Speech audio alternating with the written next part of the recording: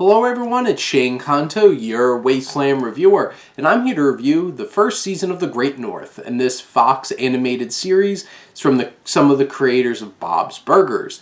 And this focuses on the Tobin family, this Alaskan family that's very weird, has a lot of family quirks, and live off out into the wilderness, and some of them do very manly things. You have the patriarch of the family, Beef Tobin, voiced by Nick Offerman. Nick Offerman is great as always, and is such a great centerpiece of this show.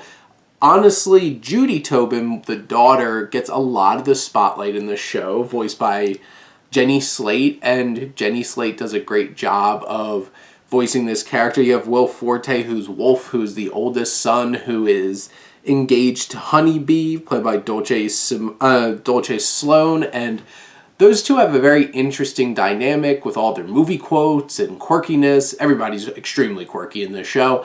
And Will Forte is such a strange character in this show. And he has such an interesting dynamic with the rest of his family. You have Paul Rust, who plays Ham Tobin. Obviously, everybody has some fun names in this show and interesting names. And he is the quirky kind of middle brother. And then you have Moon, voiced by Aparna Nancherla, who is the youngest, who's always in like a pajama suit kind of thing and never takes it off. Or does Moon? You'll have to find out by watching the show. You have stars like Megan Mullany, who is this woman who definitely has the hots for Beef Tobin, which is really funny because, you know, Megan Mullally and Nick Offerman are really married in real life. And then probably one of the strangest and interesting additions to the show is Alanis Morissette, playing Alanis Morissette, who Judy has this connection with. She sees Alanis Morissette in like the Aurora Borealis, I guess, and it's just like interesting choice here. It's a weird show. And this is definitely even weirder than Bob's Burgers, which I love Bob's Burgers so much. And this show has some promise.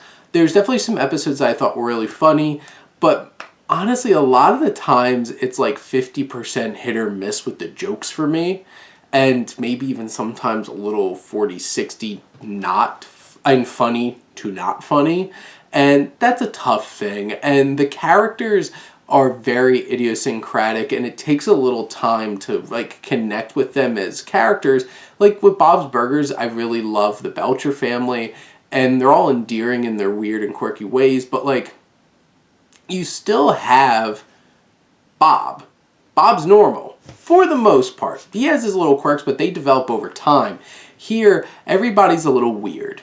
And like Beef has his real extreme insecurities about his wife who had left the whole family, and you have those kinds of things. Obviously that's a little more relatable, but you have this series that they really lean into like the strange, just idiosyncratic nature of all these characters and the situations that they live in, and it does feel different because it's not like just a quirky family from New Jersey running a burger joint. Yes, Bob's Burgers is in New Jersey. But like this is out in the wilderness. It's a different kind of feeling. You have like an episode where they get caught in like a squall of snow just trying to walk across the way because like you have Wolf, who literally lives in like a cabin in the backyard for the most part. And you have all the voice acting is great in this show, but I think it's growing on me. It didn't grow on me as quickly as Central Park. I really did enjoy Central Park by the end of the season, and it definitely isn't as clicking as strongly as Bob's Burgers, which I absolutely love. This is a fun and quirky and weird and oddball kind of series, and I'm obviously looking forward to the second season because I'm hoping that it grows on me a little bit more. But for now, I think it's okay. I have some fun with it, even if a lot of the jokes fall a little flat. I did enjoy the finale a lot. It kind of stuck the landing with that, with a very quirky wedding between some of the characters that felt like it really captured the spirit of what the show's supposed to be. Even if some of those jokes, like I said before, were very hit or miss. But in the end, I think The Great North is worth giving it a try, especially if you're a fan of Bob's Burgers, and hopefully it'll grow on you.